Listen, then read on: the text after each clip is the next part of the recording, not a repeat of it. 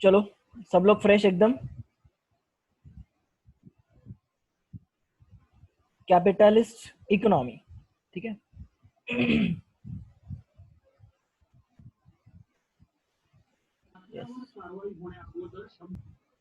हम लोगों ने कल कैरेक्टरिस्टिक्स देख लिए थे, ठीक है, कि what is a capitalist economy, ठीक है। हाइलाइटिंग पॉइंट्स थे कि हाइलाइटिंग पॉइंट्स क्या क्या थे। लेजर फेयर पॉलिसी है, लेजर गवर्नमेंट इंटरवेंशंस, इंटरवेंशन मतलब गवर्नमेंट वहाँ पे इंटरमीडियरी जैसा काम नहीं करती, सिर्फ जो इंपॉर्टेंट पॉलिसीज है वही फ्रेम आउट करती है, ठीक है। फिर उसके बाद में it is a pre dominant economic system, yes, very much important concept, that is pre dominant economic section या फिर it is a pre dominant economic system, ठीक है। प्रॉफिट मोटिव है, नो सोशल मोटिव, ठीक है। Consumer is the king of the market, consumer decide करता है क्या प्रोड्यूस होगा क्या नहीं, ठीक है। उसके बाद था US, UK, Germany, Japan, Mexico, Singapore are the capitalist economies in the world. Free market economy भी कहा जाता है इसको, ठीक है। राइट टू प्राइवेट प्रॉपर्टी, जो प्रॉपर्टी होते हैं that belongs to the private individuals, correct. और ये private individuals are free to deal with this property, either sell buy, जो करना है ते करते, ठीक है। फ्रीडम ऑफ एंटरप्राइज, कौन सा भी धंधा चालू कर सकते हैं except that it is not illegal, correct. Freedom of economic choice, economic choices regarding consumption, कितना कंज्यूम करना है, कितना प्रोडक्शन करना है, सब कुछ लिबर्टी है यहाँ पे, ठीक है। प्रॉफिट मोटिव है, no social motive. Consumer sovereignty, ठीक है, consumer is the king of the market under capitalism. Consumer have the freedom to choose the goods and services which they would consume, ठीक है। Competition is the most important feature, ठीक है। Perfect competition या फिर pure competition बोलेंगे। Absence of government interference, correct. अब आता है how do capitalist economy solve their central problems, what are the central problems, what to produce, how to produce, for whom to produce and what provisions are to be made for economic development, ठीक है। चलो तो शुरुआत करते हैं यहाँ से। A capitalist economy has no central planning authority to deal decide what, how and for whom to produce. The most important term that is no CPA, not no CPA मतलब नो सेंट्रल प्लानिंग अथॉरिटी, ठीक है। जैसे हमारा central planning authority कौन है, चलो कौन बताएगा, फटाफट बताओ चलो।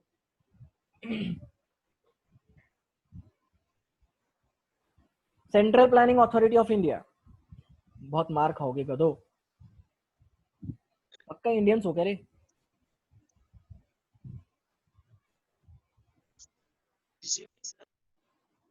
सॉरी आवाज नहीं आ रहा है। ए बीजेपी, कौन भी है बीजेपी समर्थक, ऋषिकेश।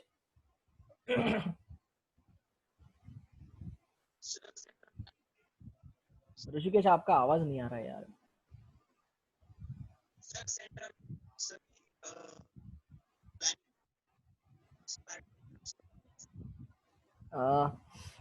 वेट वेट, ठीक है, आपका आवाज नहीं आ रहा है, ठीक है। आई विल एक्सप्लेन, ठीक है।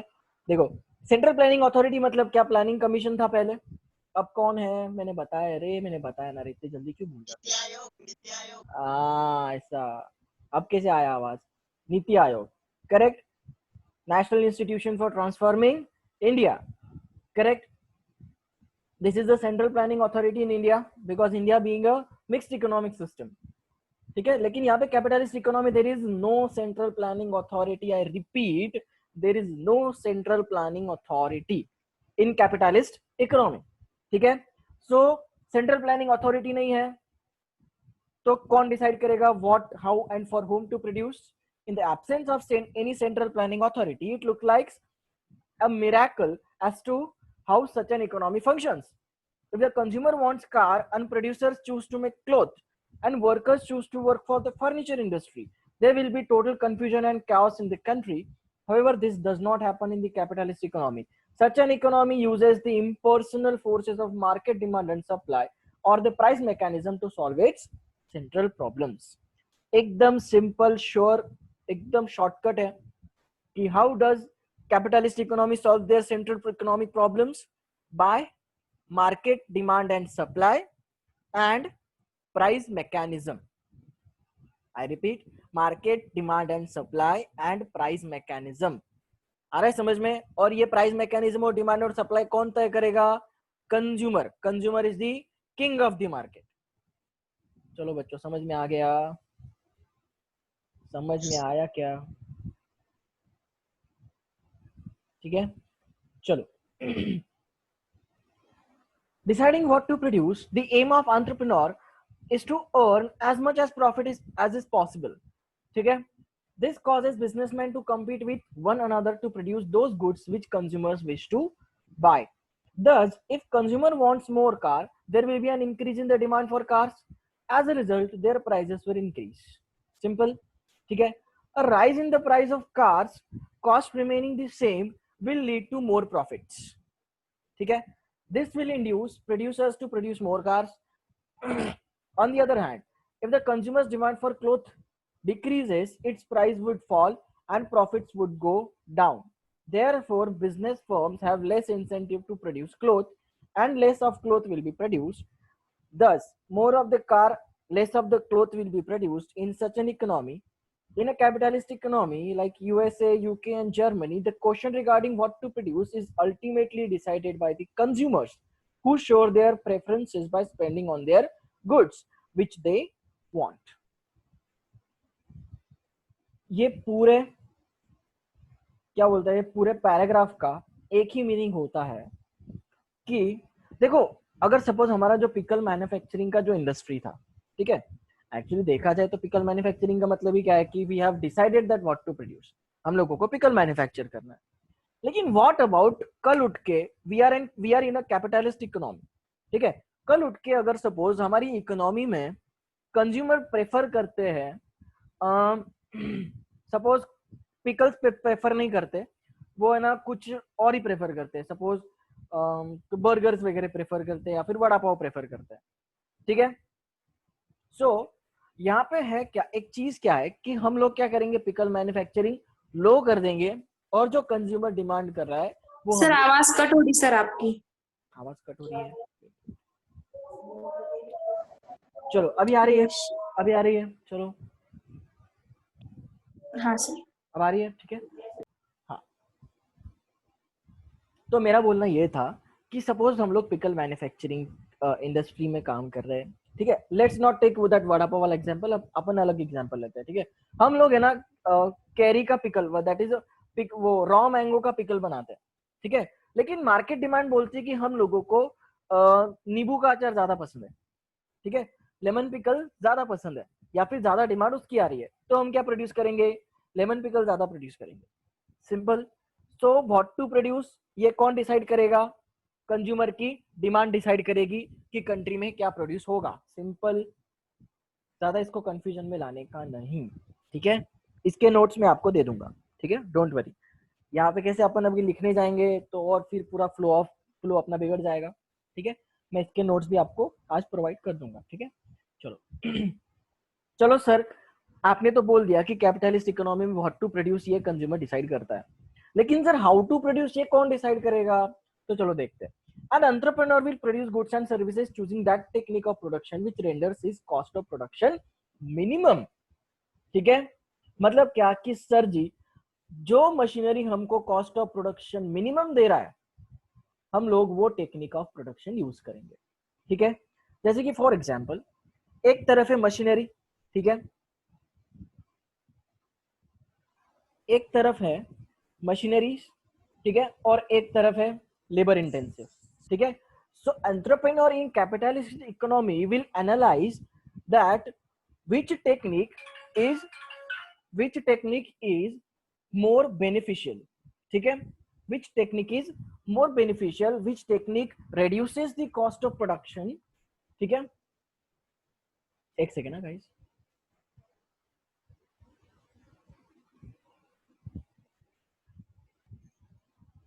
ठीक है, which technique of production will give the minimum cost of production. ठीक है, if labor is relative cheap, he will use the labor intensive. ठीक है, अगर labor is relatively costlier, he will choose the capital intensive, that is machinery वाली technique. Does the relative prices of factors of production help in deciding how to produce? Simple. Factors of production की जो pricing है वो decide करेगी कि किस तरीके से हमको प्रोडक्शन करना है. ठीक है, सिंपल. सो इसका जो क्रक्स था या फिर इसका जो समरी पॉइंट था वो यहाँ पे था. ठीक है, कि relative prices of factors of production. ठीक है, देखो इसमें से मैं एमसीक्यूज है ना बहुत तगड़े तगड़े एमसीक्यूज डालने वाला हूँ. सो बी रेडी. पहले बोल रहा हूँ मैं, अच्छे से एकदम ध्यान देके सुनो. Deciding for whom to produce. चलो सर जी आपने बता दिया कि क्या प्रोडक्शन करना है, किस तरीके से प्रोडक्शन करना है वो भी बता दिया, लेकिन प्रोडक्शन करना किसके लिए है? तो देखो, goods and services in the capitalist economy will be produced for those who have the buying capacity. Capitalist economy का सबसे बड़ा फीचर यहाँ पे परचेसिंग पावर उसका स्टेटस डिसाइड करता है. आया समझ में? परचेसिंग पावर यहाँ पे स्टेटस डिसाइड करता है. ठीक है, so for whom to produce? The person having the buying capacity. The buying capacity of an individual depends upon his income. ठीक है, how much income he will be able to make depends not only on the amount of work he does and the prices of factors he owns, but also on how much property he owns. आ रहा है समझ में? कितना काम कर रहे हो भैया, सिर्फ ये मैटर नहीं करता, आपके पास कितनी प्रॉपर्टी है ये भी मैटर करता है. आ रहा है समझ में? Therefore countries like US, UK, Germany, ठीक है, पीपल इन देयर कंट्रीज क्या बोलते हैं उसको, वो बिलीव करते हैं in investing rather than saving. I repeat, बहुत ध्यान से सुनो, बहुत ही डीप कंसेप्ट है. People of their country believe in investing not in saving. आ रहा है समझ में? उनका जो नेचर है, उनका जो कैरेक्टरिस्टिक्स है, कैपिटलिस्ट इकोनॉमी में जो लोग रहते हैं उनका यही कैरेक्टरिस्टिक है कि वो काम तो करते हैं लेकिन काम करने के बाद में वो सेव नहीं करते. वो लोग क्या करते हैं? इन्वेस्ट करते हैं, ताकि इन्वेस्ट करके और ज्यादा पैसा उनको जनरेट हो. आ रहा है समझ में? बहुत ही सिंपल सा पॉइंट है. Higher the income, higher will be his buying capacity and higher will be his demand for goods in general. So for whom to produce? The person who is having the higher buying capacity.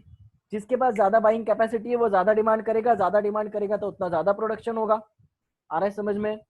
ठीक है, फिर उसके बाद में deciding about the consumption, saving and investment. चलो sir जी अभी आपने बता दिया क्या प्रोड्यूस करना है, ठीक है, कैसे प्रोड्यूस करना है, किसके लिए प्रोड्यूस करना है वो भी हो गया, लेकिन what about our consumption policies, savings policies and investment policies.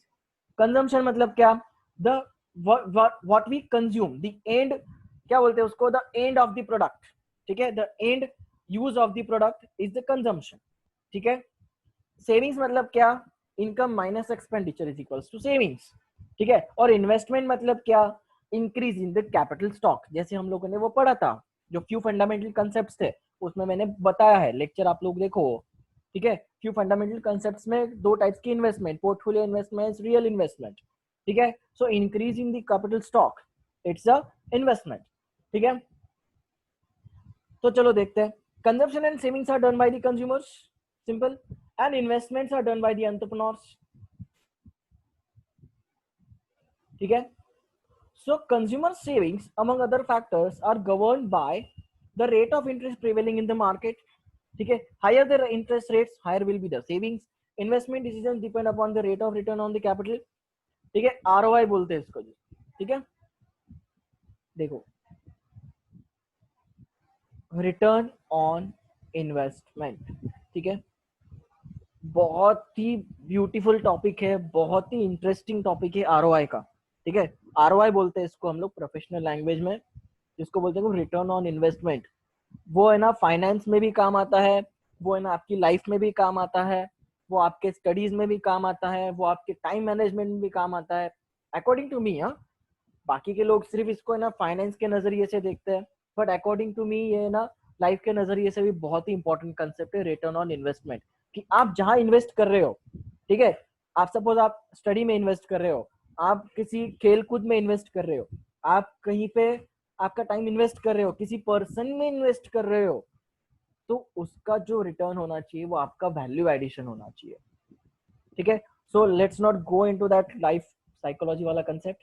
ठीक है, हम आते हैं यहाँ पे इकोनॉमिक्स की तरफ. ठीक है, return on income, return on investment मतलब क्या होता है कि how much we invest as a capital, और उस कैपिटल का हमको कितना रिटर्न मिल रहा है। फॉर एग्जाम्पल हमने पिकल मैन्युफैक्चरिंग इंडस्ट्री में इन्वेस्ट किया था 10 लाख रुपए इन द मशीनरी, ठीक है। वो मशीनरी हमको पर एनम इनकम दे रही है, देखो इनकम दे रही है मतलब रिटर्न दे रही है, सपोज 10% पर एनम का रिटर्न दे रही है, ठीक है। मतलब क्या कि वो 10 लाख का हमको 1 लाख रुपए का पर एनम का इंटरेस्ट या फिर हम लोग उसको बोलेंगे रिटर्न मिल रहा है। आ रहा है समझ में? So in this way, it is calculated that what type of savings and what on these savings, how much interest will be provided. ठीक है? Higher the interest rates, higher the savings. ठीक है? Investment decisions depend upon the rate of return on the capital. The greater the profit expectation, the greater will be the investment. Obviously, आप मुझे एक बात बताओ, आप लोगों को अगर मैं बोलूं, आज अगर आपने पैसा डाला तो आपको मिलेगा 25%, ठीक है, और अगर आपने कल पैसा डाला तो आपको मिलेगा 18%, तो आप कब पैसा डालोगे?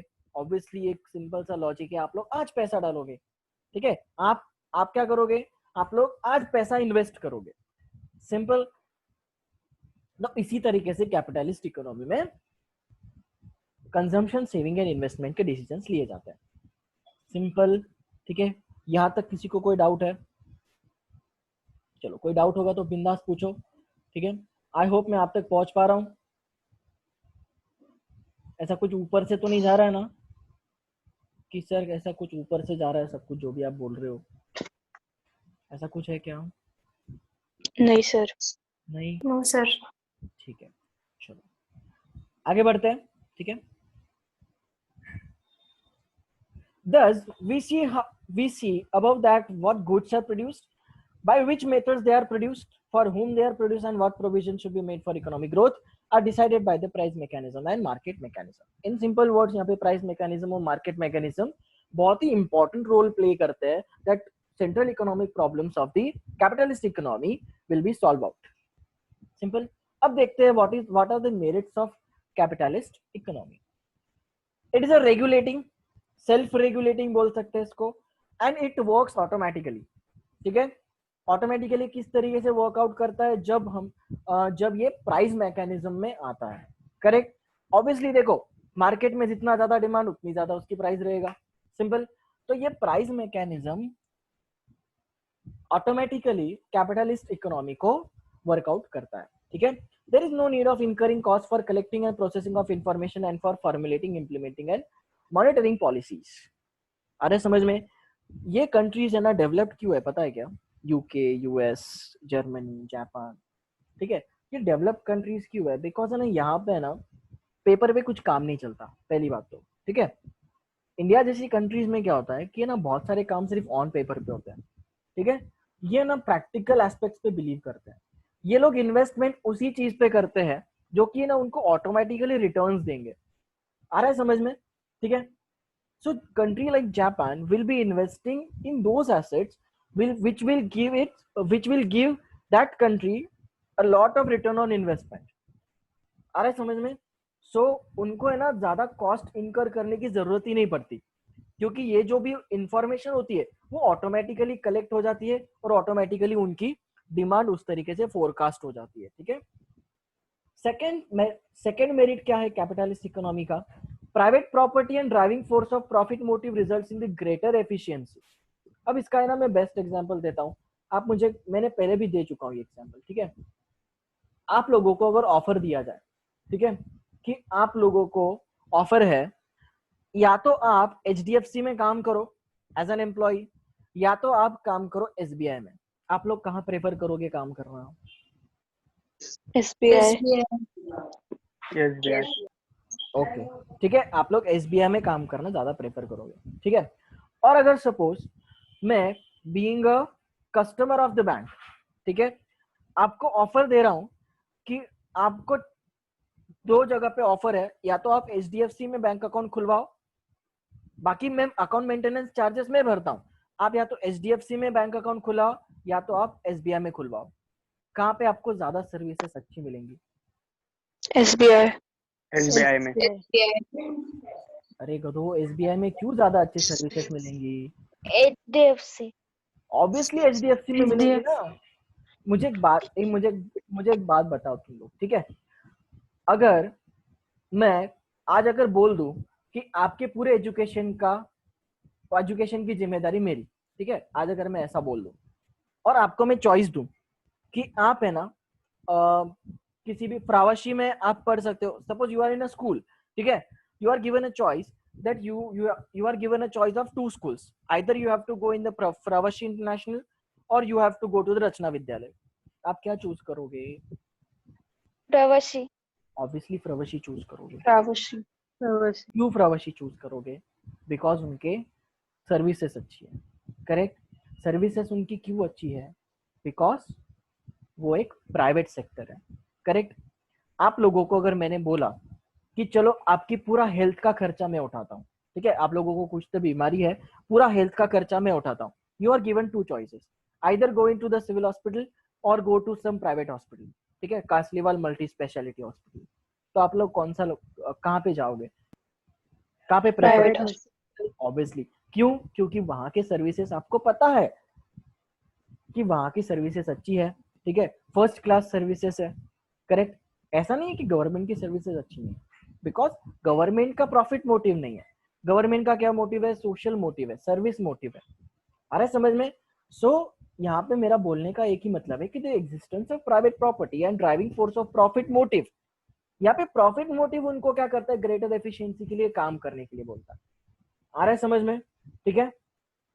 सो यहाँ पे वो लोग किस पे ज्यादा काम करते हैं? एफिशिएंसी पे ज्यादा काम करते हैं, ठीक है, simple. Third is the process of economic growth is likely to be faster under capitalism. This is because the investors try to invest in only those projects which are economically feasible. Correct? Feasible का मतलब क्या होता है? कि practically possible. ठीक है? नहीं तो इंडिया में क्या होता है कि हाँ करेंगे, हो जाएगा, बस बस हम विकास करेंगे, हम लोग काला पैसा लाएंगे, ये करेंगे वो करेंगे, सिर्फ करेंगे, ठीक है, ऑन पेपर। यहाँ पे कैपिटलिस्ट इकोनॉमी में ऐसा नहीं होता, ठीक है। सो इन्वेस्टर्स कहाँ इन्वेस्ट करते हैं? वो प्रोजेक्ट्स में इन्वेस्ट करते हैं विच इज इकोनॉमिकली फिजिबल, कि वो लोग हैंडल कर सके वो प्रोजेक्ट को। अरे समझ में? ठीक है। फोर्थ क्या है? रिसोर्सेस किस तरीके से यूज होते हैं? जो सबसे ज्यादा मोस्ट प्रोडक्टिव रिसोर्सेस है, ठीक है। इन्वेस्ट भी कहाँ पे करेंगे? जो सबसे ज्यादा मोस्ट प्रोडक्टिव रिसोर्सेस है, ठीक है। This results in the optimum allocation, correct? Optimum allocation is the ultimate objective, available productive resources of the economy, ठीक है। जितने भी अवेलेबल रिसोर्सेज है उसका क्या होगा? ऑप्टिमम एलोकेशन होगा। इससे डन। चलो पेन का कलर चेंज कर लेते हैं, बोर हो रहा है ब्लैक से, ठीक है। चलो, there is usually high degree of operative efficiency under the capitalist system, ठीक है। मतलब क्या कि यहाँ पे ऑपरेटिव एफिशिएंसी, जहां पे हम लोग सपोज एक मशीनरी से या फिर पर डे का जो हमारा प्रोडक्शन है वो सपोज 400 पिकल के जो यूनिट्स है, पिकल जो बन के आ रहा है, 400 यूनिट्स का पिकल बन के आ रहा है, ठीक है। सो यहाँ पे कैपिटलिस्ट इकोनॉमी में क्या होगा? वहां पे टेक्निक्स क्या होंगी? इम्प्रूव टेक्नोलॉजी होगी, करेक्ट। वो टेक्नोलॉजी से वो क्या करेंगे? 1000 से 1200 यूनिट्स पर डे का प्रोडक्शन करेंगे। तो यहाँ पे क्या होता है? ऑपरेटिव एफिशिएंसी होता है कैपिटलिस्ट इकोनॉमी, ठीक है। सिक्स्थ क्या है? Cost of production is minimised as every producer tries to maximise his profits. आ रहा है समझ में? Employing methods of production which are cost effective. देखो इसका ना सिक्स्थ वाले का एकदम बेस्ट एग्जांपल आपको बताता हूं मैं। देखो एकदम ध्यान देके सुनो। हम लोग है ना जो पिकल मैन्युफैक्चर कर रहे हैं, ठीक है, हमारा जो पिकल मैन्युफैक्चर हो रहा है उसकी एक क्या बोलते हैं? प्रीमाइसेस है। प्रीमाइसेस मतलब क्या? कि उसकी फैक्ट्री है, ठीक है। हम फैक्ट्री का रेंट पे करते हैं 10,000 और हम लोग मैन्युफैक्चर कर रहे हैं 400 पिकल यूनिट्स पर डे, ठीक है। और अगर सपोज हम लोग उसी फैक्ट्री में, ठीक है, जिसका 10,000 रेंट है, उसी में अगर हम लोग 1,000 यूनिट्स अगर पिकल मैन्युफैक्चर कर रहे हैं, तो हमारा कॉस्ट ऑफ प्रोडक्शन कम होगा कि ज्यादा होगा? चलो कौन बताएगा? किसमें लॉजिक है? चलो फटाफट बताओ कि हमारा जो कॉस्ट ऑफ प्रोडक्शन रहेगा या फिर जो प्राइस होगा वो कम होगा कि ज्यादा होगा? कम होगा। यस, क्यों कम होगा? क्योंकि जो प्रीमाइसेस का जो रेट है वो हमारा प्रोडक्शन बढ़ेगा, इसलिए हमारा इनकम ज्यादा आएगा। और जो प्रीमाइसेस के लिए हम रेंट देते हैं उस रेट में ज्यादा प्रोडक्शन। ओके, वेरी गुड, ठीक है, यस, ऋषिकेश ने जो बताया वो करेक्ट है, ठीक है। ही इज टेलिंग दैट कि हमारा जो 10,000 का जो रेंट है that will be divided into 1000 units, जिसकी वजह से क्या होगा, हमारा कॉस्ट ऑफ प्रोडक्शन रिड्यूस हो जाएगा। देखो, क्योंकि हम लोगों को है ना, एक फैक्ट्री में चाहे हम 400 यूनिट बनाए, 1000 यूनिट बनाए, 10,000 यूनिट्स बनाए, डजेंट मैटर, ठीक है। वो क्या होगा, हमारा कॉस्ट ऑफ प्रोडक्शन वो हमको कम करेगा, which will ultimately lead to competitive prices in the market. आ रहा है समझ में? सो सिक्स्थ का यही पॉइंट बोलना है कि कॉस्ट ऑफ प्रोडक्शन क्या होगा, minimise as every producer tries to maximise his profits by employing methods of production which are cost effective, ठीक है। Seventh is capitalist economy offers incentives for efficient economic decisions and their implementations. Correct. Incentives पे काम करता है capitalist economy. जितना ज्यादा काम करोगे उतना ज्यादा incentive मिलेगा, ठीक है। तो hard work is given the priority here. Consumers are benefited as competition forces producers to bring a large variety of goods quality. ठीक है, कंज्यूमर भी यहाँ पे बेनिफिट होता है, ठीक है। यहाँ पे तेरा भला मेरा भला सबका भला, ठीक है, क्योंकि यहाँ पे रीजनेबल प्राइसेस भी मिलते हैं। along with freedom of choice, ठीक है, maximum satisfaction, ठीक है, this also results in the higher standard of living, ultimately higher standard of living and development of the economy. Ninth point है, capitalism offers incentives for innovation technological progress. The country as a whole benefit through growth of business talents, development of research, etc. ठीक है, देखो होता क्या है यहाँ पे कि है ना, कैपिटलिज्म कंट्री में है ना, इनोवेशन को बहुत ज्यादा डिमांड होती है, ठीक है। देखो जापान जैसी कंट्री, पता है क्या, नियरली उनका ना जीडीपी का बहुत सारा मेजर अमाउंट है ना, अपने ना इनोवेशंस पे लगाता है। आ रहा है समझ में? और इनोवेशंस पे लगाने की वजह से सबसे ज्यादा पेटेंट्स किसके पास है आज पूरे वर्ल्ड में, ठीक है। आज सबसे ज्यादा पेटेंट्स होंगे तो वो कौन सी कंट्री के पास है, जापान के पास है, ठीक है। ताकि वो क्या करते हैं कि वो ना ये यूनिक अलग तरीके का प्रोडक्शन करते हैं, ठीक है, जो पूरी वर्ल्ड में उनके जैसा टैलेंट नहीं है, ठीक है। Capitalism preserves fundamental rights such as right to freedom, right to private property. Therefore, the participants enjoy maximum amount of autonomy. ठीक है, ऑटोनॉमी मतलब क्या, कि वो लोग क्या बोलते हैं, राजे के जैसे रहते हैं, ठीक है, कोई भी एक किंग की तरह रहते हैं वो लोग, ऑटोनॉमी, ठीक है। Capitalism rewards man of incentive, capitalism rewards men of initiative and enterprise and punishes the imprudent and inefficient, ठीक है। जितना ज्यादा काम करोगे, जितना एफिशिएंटली काम करोगे, जितना इनोवेशन से काम करोगे, उतना ज्यादा आपको इंसेंटिव मिलेगा, ठीक है।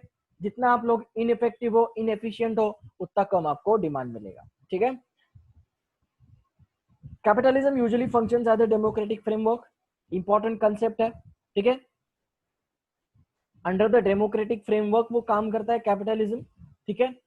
The capitalist setup encourages enterprises and risk taking and emergence of an entrepreneurial class willing to take risk, ठीक है। देखो एंटरप्रेन्योर का काम ही होता है कि he is a risk taker, he is the real risk taker. आ रहा है समझ में? एंटरप्रेन्योर की जो आपने देखो 12th स्टैंडर्ड के एसपी या फिर ओसी और management, yes yes sir one doubt, मतलब हमारे स्कूल में मतलब कॉलेज में 12th स्टैंडर्ड में एंटरप्रेनर को एंटरप्रेनर प्रोनाउंस करते थे, मतलब सही प्रोनाउंसिएशन क्या है, एंटरप्रेनर या एंटरप्रेनर? दोनों भी नहीं, एंटरप्रेन्योर, एंटरप्रेन्योर, ठीक है। Entrepreneur is the correct pronunciation, ठीक है, प्रोनाउंसिएशन, यस। एक्चुअली देखा जाए तो है ना, बहुत सारे words are mispronounce, even I मैं खुद है ना प्रोनाउंस नहीं कर पाता बहुत सारे वर्ड्स को अच्छे से, ठीक है। लेकिन जहां तक मेरा रिसर्च है या फिर जहां तक मैंने पढ़ा है, एंटरप्रेन्योर बोलते हैं, एंटरप्रेन्योरियल बोलते हैं, एंटरप्रेन्योरशिप बोलते हैं, ठीक है, but it starts from entrepreneur, ठीक है। सो यस, मैं बोल रहा था कि entrepreneurs are the real risk takers, जैसे आप लोगों ने ओसीएन मैनेजमेंट में पढ़ा होगा, फंक्शंस ऑफ एंटरप्रेन्योर्स, ठीक है, कैरेक्टरिस्टिक्स ऑफ द एंटरप्रेन्योर्स। सो ये सर बेसिकली ना कैपिटलिस्ट इकोनॉमी ये एंटरप्रेन्योरशिप पे डिपेंड होती है, ठीक है, बिकॉज इनोवेशन भी पॉसिबल है जब आपकी एंटरप्रेन्योरशिप का स्ट्रांग हो, ठीक है। नाउ डीमेरिट्स ऑफ कैपिटलिज्म, एक एक करके देखते हैं। Demerits of capitalism. Demerits of capitalism खत्म, टॉपिक खत्म, क्लास खत्म। ठीक है, कुछ और डिस्कस करेंगे हम लोग। चलो, there is vast economic inequality and social injustice under capitalism. ठीक है, देखो भाई यहाँ पे inequality of wealth and distribution बहुत होता है। मतलब यहाँ पे ना सिर्फ अंबानी लोगों को क्या होता है, इंपॉर्टेंस दिया जाता है, बाकी किसी को नहीं दिया जाएगा। आ रहा है समझ में? सो यहाँ पे एंटरप्रेन्योर्स को ही इंपॉर्टेंस दिया जाएगा। ठीक है, inequalities reduces the aggregate economic welfare of the society as a whole and split the economies into two classes, namely the haves and the haves have not. मतलब क्या, जिनके पास है और जिनके पास नहीं है। Simple, rich and the poor, in simple words rich and poor, showing the seeds of social unrest and class conflict. ठीक है, मतलब क्या, higher class people, lower class people. आ रहा है समझ में? रिच पुअर, ठीक है, haves and haves not. Second point है, there is precedence of property rights over human rights. Obviously यहाँ पे ह्यूमन राइट्स को ज्यादा वैल्यू नहीं किया जाता, यहाँ पे प्रॉपर्टी राइट्स को ज्यादा वैल्यू किया जाता है। ठीक है, economic inequalities lead to wide differences in economic opportunities and perpetual unfairness in the society. ठीक है, क्या होता है, poor gets poor and richer gets richer. ठीक है, रिच है ना ज्यादा रिच बनते जाता है बिकॉज उसके लिए पुअर काम करता है, और पुअर जितना हार्ड वर्क करता है उतना ज्यादा रिचर बनते जाता है। Simple. Fourth point is, yes, the capitalist system ignores human welfare. Yes, the biggest limitation that I would suggest is the ignoring of the human welfare, because under the capitalist system the aim is profit and not the welfare of the people. Simple, ज्यादा explain करने की जरूरत नहीं है। यहाँ पे profit motive होता है, वेलफेयर मोटिव नहीं होता। ठीक है, due to income unequality the pattern of demand does not represent the real needs of the society. इसको हम लोग बहुत अच्छे से देखेंगे। ठीक है, इनकम इनइक्वालिटी है, ठीक है, इसके लिए डिमांड का जो पैटर्न होगा, ठीक है, तो वो डिमांड का पैटर्न क्या होगा। सपोज किसी के पास अगर पैसा कम है, लेकिन अगर कंट्री में रिच पीपल ज्यादा है, तो ऑब्वियसली कौन सी ज्यादा चीज प्रोडक्शन होगा, लग्जरियस चीजों का ज्यादा प्रोडक्शन होगा। लेकिन लग्जरियस चीजें अगर पुअर पीपल अफोर्ड ही नहीं कर पा रहा है, तो this will be as in inequality. Correct. So pattern of demand will be one sided. आ रहा है समझ में? मतलब क्या कि यहाँ पे सिर्फ लग्जरियस प्रोडक्ट्स बनाए जाएंगे। आ रहा है समझ में? Exploitation of labour is a common under capitalism. ठीक है, very often this leads to strike and lockouts. Moreover there is no security of employment, this makes workers more vulnerable. Correct, यहाँ पे एम्प्लॉयमेंट की सिक्योरिटी नहीं है, exploitation of labour होगा। Labour क्या बोलेगा, सॉरी एंटरप्रेन्योर क्या चाहेगा, मेरे को चीप से चीप या फिर चीपेस्ट लेबर हमको कहाँ से अवेलेबल होगा। इसके लिए वो लोग कहाँ से उठाते हैं, कंट्रीज लाइक इंडिया, पाकिस्तान। ठीक है, यहाँ से वो लोग क्या करते हैं, लेबर को उठाते हैं। ठीक है, उसके बाद में है consumer sovereignty is a myth, as consumer often become victims of exploitation. ठीक है, कंज्यूमर्स का खुद का एक्सप्लॉयटेशन होता है। ठीक है, कंज्यूमर सोवरेनिटी ये एक मिथ है। Excessive competition and profit motive work against the consumer welfare. आ रहा है समझ में? यहाँ पे सिर्फ और सिर्फ प्रॉफिट मोटिव होता है, कंज्यूमर के बारे में कुछ भी देखा नहीं जाता, चाहे वो क्वालिटी प्रोडक्ट है, क्वालिटी प्रोडक्ट नहीं है। ठीक है, एट्थ है, there is misallocation of resources, and resources will move into the production of luxurious goods, less wage goods will be produced on account of their lower profitability. ठीक है, obviously देखो luxurious goods जब वो लोग बेचेंगे तो उनकी ज्यादा प्रॉफिटेबिलिटी होगी। ठीक है, जो लोअर या फिर लोअर वेज गुड्स, या इसका मतलब जो इंफीरियर गुड्स होते हैं वो लोग प्रोड्यूस नहीं करेंगे, बिकॉज वो that will lead to lower profitability. ठीक है, नाइन्थ है, less of merit goods like education and healthcare will be produced. On the other hand, number of goods services which are positively harmful to the society will be produced as they are more profitable. Correct, like alcohol, cigarettes. Correct, उस पे ज्यादा वो लोग खर्चा करेंगे because they are more profitable than healthcare and education. Correct. Tenth is, due to unplanned production, economic instability in terms of overproduction, economic depression and employment etc. is very common under capitalism. आ रहा है समझ में? This results in the lot of human misery. देखो यहाँ पे है ना, production plan क्यों नहीं बोला है, अनप्लान प्रोडक्शन यहाँ पे क्यों नाम दिया है पता है क्या? बिकॉज है ना, यहाँ पे जो रिसोर्सेज का एलोकेशन है वो कहाँ पे हो रहा है, ज्यादा से ज्यादा लग्जरियस रिसोर्सेज पे एलोकेशन हो रहा है। ठीक है, इसके लिए यहाँ पे क्या आएगा, जो बेसिक नीड की चीजें हैं वो कम प्रोड्यूस होने लग जाएंगी, इकोनॉमिक इंस्टेबिलिटी आ जाएगी। ठीक है, इकोनॉमिक डिप्रेशन आएगा, फिर उसके बाद में people will be thrown out of the job, therefore unemployment. ठीक है, क्योंकि देखो यहाँ पे ना लोअर वेजेस पे भी है ना लोग काम करने के लिए तैयार हो जाते हैं। आ रहा है समझ में? सपोज है ना एंटरप्रेन्योर क्या करता है, एंटरप्रेन्योर है ना, एंटरप्रेन्योर बहुत ही शान या फिर शातिर होता है बहुत ज्यादा। वो क्या करता है, रिक्रूटमेंट करता है, इंटरव्यू लेता है, ठीक है। फिर इंटरव्यू में या फिर रिक्रूटमेंट की तरफ जो वर्कर्स होते हैं, जो डेली वेजेस वर्कर्स होते हैं, वो लोग ऐसे चुनते हैं जो है ना, सपोज जो वेजेस 130 रुपीज पर डे का अगर वेज बनता होगा तो they will be finding that कौन हमसे 120 ले रहा है, ठीक है। और ऑब्वियसली अगर due to more competition in the wages क्या होता है कि जो वर्कर होता है वो काम करने के लिए तैयार हो जाता है कि चलो हम 120 में काम करने के लिए तैयार है। आ रहा है समझ में? सो जो बाकी के होते हैं वो क्या होते हैं, अनएम्प्लॉयड हो जाते हैं।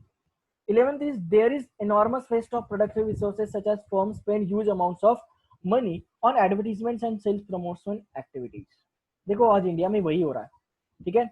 एडवर्टीजमेंट के बगैर है ना कोई प्रोडक्ट बिकता ही नहीं है मार्केट में, ठीक है। Xiaomi ले लो, ओप्पो ले लो, वीवो ले लो। Oppo and Vivo are the best examples of marketing. आ रहे समझ में? देखो जितना ज्यादा एडवर्टीजमेंट करोगे, ऐसा समझ लो कि ओप्पो, वीवो और Xiaomi are the real needs of this society, ऐसे लगता है आजकल, ठीक है। उन्होंने इतना ज्यादा मार्केटिंग किया है जगह जगह पे या फिर शॉप्स पे, जगह जगह पे उन्होंने खुद के जो बैनर्स लगवाए, उन्होंने इतना ज्यादा पैसा खर्च किया मार्केटिंग पे कि सिर्फ ओप्पो और वीवो का ही दिखना चाहिए पूरे मार्केट में, ठीक है। 12th is capitalism leads to formation of monopolies। Obviously यहाँ पे मोनोपोली ज्यादा क्रिएट होती है, ठीक है। ड्राइव आउट स्मॉल वंस, ठीक है। यहाँ पे स्मॉल सेक्टर्स को परमिशन या फिर जो स्मॉल सेक्टर्स है वो इमर्ज नहीं कर सकते because due to monopolies and जो कैपिटलिस्ट, ड्यू टू कैपिटलिस्ट, ठीक है। 13 the excessive materialism as well as conspicuous and unethical consumption lead to environmental degradation, ठीक है। मटेरियलिज्म है, कोई भी किसी भी तरीके से अलोकेट कर रहा है रिसोर्सेज को, ठीक है। एनवायरमेंटल एस्पेक्ट कुछ भी नहीं है due to lack of welfare facility